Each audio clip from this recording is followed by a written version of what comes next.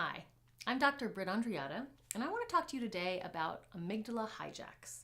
If you have seen my TEDx talk, you know that I talk about this and that I know that amygdala hijacks show up in all kinds of areas of our life. I want to tell you today a little bit more about how to handle it. So the amygdala is the part of our brain that is responsible for our survival mechanism. It detects stuff in the environment through our senses, and it can set off a response, the fight or flight response, in 200 milliseconds. It can just flood the body with adrenaline and cortisol. And that's actually a great thing. If you're truly in a life-threatening situation, it's going to power up your muscles so you can respond quicker. It's going to open your lungs so you can breathe. It's going to shut down your higher thinking brain and put most of the energy into your survival brain. It also takes away your self-awareness so that you're not aware of how injured you are should things go badly. So that's great if you're truly in a life-threatening situation. But the problem is it can get set off when we're not in a life-threatening situation. And that's what's called the amygdala hijack. Your amygdala has hijacked you. And it happens because something in the environment seems scary, but it's not really. So for example, when you're a kid, your brain builds up a database. And if Uncle Bob was mean to you and your boss sounds or looks like Uncle Bob, as an adult, you could have an amygdala hijack every time your boss comes around. I had a friend who was in a bad car accident driving over a bridge when she was younger. And after that, every time she would drive over a bridge, that fear response would come up. Even though she wasn't in a life-threatening situation, her brain had said, ooh, bridges are bad.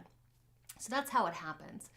But it can happen to us every day at work in different kinds of settings. And in my consulting work, I actually see amygdala hijacks in the center of a lot of issues in the workplace. So it's normal. Everybody has them. They happen to all of us at some point. Here's what you can do about it. A, be prepared. You're going to have a hijack at some point in a professional setting. So the first thing to do is to just recognize when you're having one and notice your symptoms. Oh, my heart is racing. I've got a knot in my stomach. All of a sudden I feel really scared right now or really mad right now. So noticing is the first thing. And then there's some things you can do to kind of get your higher thinking brain back online and get your body to realize it's not truly in danger. The first thing is to breathe. And particularly do slow breathing in and out to the count of 4. So in, out, out, out, out. You can do that in the room without anybody noticing, and pretty soon, by mimicking a calm breathing pattern, it actually tells your body to calm down. So that's one thing you can do. Another thing you can do is move. All that adrenaline and cortisol is in your body and you're probably feeling a little twitchy. If you're in a meeting, it might be just sitting and tapping your feet under the table really subtly, or it might be scrunching your toes in your shoes, clenching your thigh muscles. Try to do it in a way that people don't notice. If you can get up and walk around, that's awesome because you really release the energy at that point. Third thing you can do is use words. You can write down how you're feeling. Oh my gosh, I'm so angry right now. I've got a knot in my stomach. I'm really frustrated. By just using words, you're forcing your brain back into its higher thinking brain because that's where language lives. And so that helps your body calm down. If you feel safe, talk about it. You can say, wow, I just got triggered right now. I'm really upset. I'm not sure what's going on, but give me a minute. You can talk through it. And if you can't do any of those things and you know you're really hijacked, leave. Leave the situation. Excuse yourself to use the restroom. Step outside to take a phone call. Whatever you need to do so you have a minute to just get yourself back under control before you make a mess. Because the problem when we're hijacked is self-awareness is gone and we're amped up on hormones. And so our brain is going to say, yell at this guy, he totally deserves it. And maybe he does, but it's that moment that you're going to regret later. And it's those moments that get people in trouble in their workplace. So learn how to identify your hijacks and work through them. Now, the other thing that I want you to know is that you're going to have to deal with other people's hijacks. We've all seen it. So what do? Well, when you see somebody getting amped up, it tells you that they don't feel safe.